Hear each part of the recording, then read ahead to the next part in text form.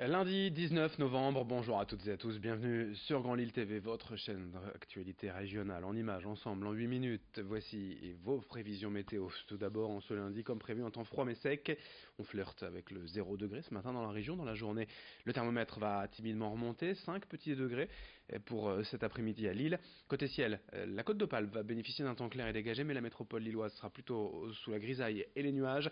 Le tout avec un vent de nord-est particulièrement vif et froid. Les prévisions météo complètes comme toujours après ce journal. À la une, bien évidemment, la mobilisation des Gilets jaunes qui persiste aujourd'hui dans la région après de nombreux blocages et des dizaines de milliers de manifestants samedi toute la journée. Le mouvement s'est poursuivi hier, pas dans les mêmes proportions certes, mais avec quelques actions fortes tout de même et certains secteurs clés paralysés, notamment les autoroutes ou les centres commerciaux. Aujourd'hui, il semblerait que les Gilets jaunes veuillent donc maintenir leurs efforts et leur blocage ciblé. C'est le cas. Depuis ce matin, nos équipes sont mobilisées pour lister les points d'action et vous informer en direct des manifestations aujourd'hui. Restez branchés sur Grand Lille TV, sur notre application mobile et notre page Facebook pour toutes les informations. Autre mobilisation en images dans ce journal, celle des avocats contre la réforme de la justice, actuellement examinée par les députés à l'Assemblée nationale. Jeudi dernier, 16 tribunaux des Hauts-de-France étaient en grève pour dénoncer la réforme du système judiciaire, avec notamment la spécialisation des juridictions, la numérisation de certaines procédures et la centralisation des tribunaux. Les avocats se disent inquiets de voir la justice prendre de telles directions et comptent poursuivre leurs actions, même s'ils ne se font plus guère d'illusions quant au vote de la réforme. Ils veulent rester mobilisés pour signifier leur mécontentement. Explication au micro de Marine Kijek. Ce qui se passe actuellement est très inquiétant. Le gouvernement a adopté une procédure d'urgence pour l'examen de ce texte. Il est donc examiné beaucoup trop vite, sans véritable réflexion. Ces députés nous ont expliqué que cette réforme avait principalement pour but de faire des économies. Le but, c'est pas d'aider la population, d'aider les gens, de faire en sorte que la justice soit rendue correctement, humainement, auprès de tout le monde. Le but, c'est de faire des économies. Nous sommes contre ce principe, d'abord parce que l'intérêt normal des gens, leur droit tout simplement, c'est d'avoir affaire à une justice qui soit efficace, proche, humaine, et non pas une justice au rabais. Dans cette édition et également alors que l'hiver semble bien décidé à s'installer cette semaine avec des températures en nette baisse, la précarité énergétique est une problématique toujours d'actualité dans la région. Certaines familles défavorisées n'ont pas les moyens de se chauffer décemment. Pour faire face à cette situation et aider ces foyers en difficulté, EDF a mis en place un pôle solidarité avec des conseillers dédiés pour accompagner ces familles et trouver des solutions personnalisées. Il y a notamment le chèque énergie ou encore l'échelonnement des dettes. Ces conseillers EDF sont en lien avec les CCAS des communes, les conseils départementaux ou les associations. Explication au micro d'Idil Gunaï. Les appels des travailleurs sociaux sont gérés au niveau régional.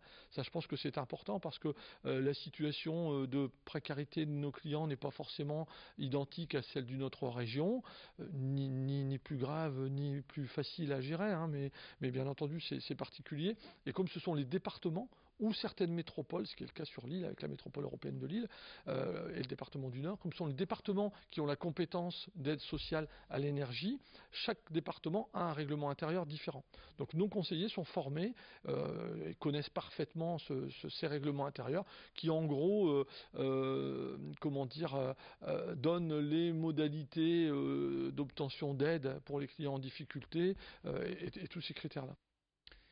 Une image aussi dans cette édition pour évoquer les fameuses maisons à 1 euro à Roubaix. Après l'appel à candidature au printemps dernier, les dossiers retenus et futurs acquéreurs ont été désignés en septembre. Et aujourd'hui, 13 maisons sont concernées et prêtes pour les grands travaux. Nous avons aussi rencontré Émilie et Romain, âgés de 28 ans, primo-accédants.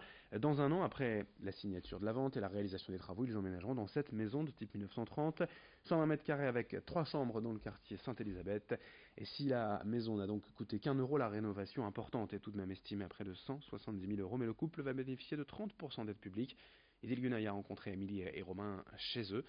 On écoute leurs sentiments à propos de cet achat. Tout est à refaire, la charpente, la plomberie, vraiment, grossièrement, on a 4 murs et on refait tout à l'intérieur. Ouais. C'est la vie à deux, un peu la vie de famille qui va commencer aussi. Pour le moment, on n'a pas d'enfants, mais voilà, on est jeunes et on a la vie devant nous, donc le but c'est aussi de fonder une famille. Fonder une famille, donc c'est une maison de 120 mètres carrés avec 3 chambres, voilà. Faut qu'on l'occupe. Faut qu'on l'occupe, ouais. On enchaîne avec une belle initiative d'un restaurateur à Accroix pour Noël.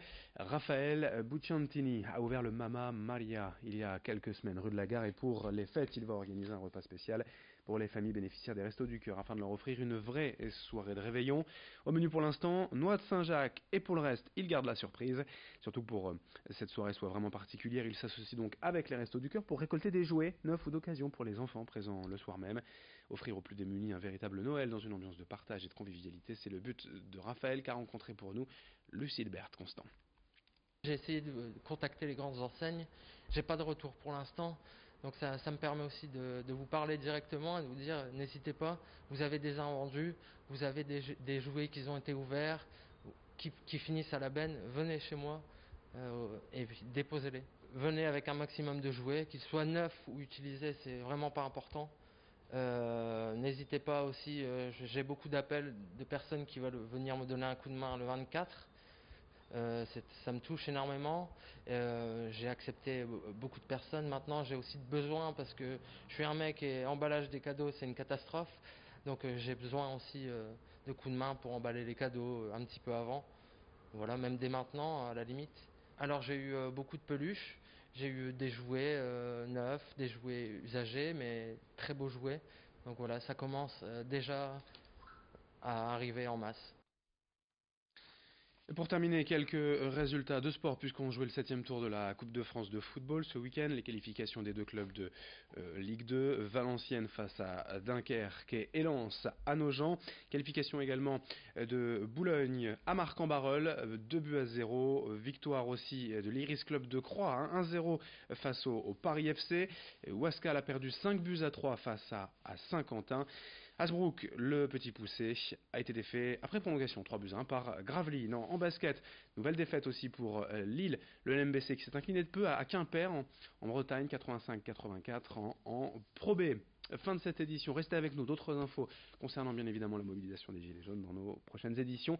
Sur notre page Facebook, notre application mobile et notre site internet, toutes les infos sur nos diverses plateformes. Très belle journée à toutes et à tous.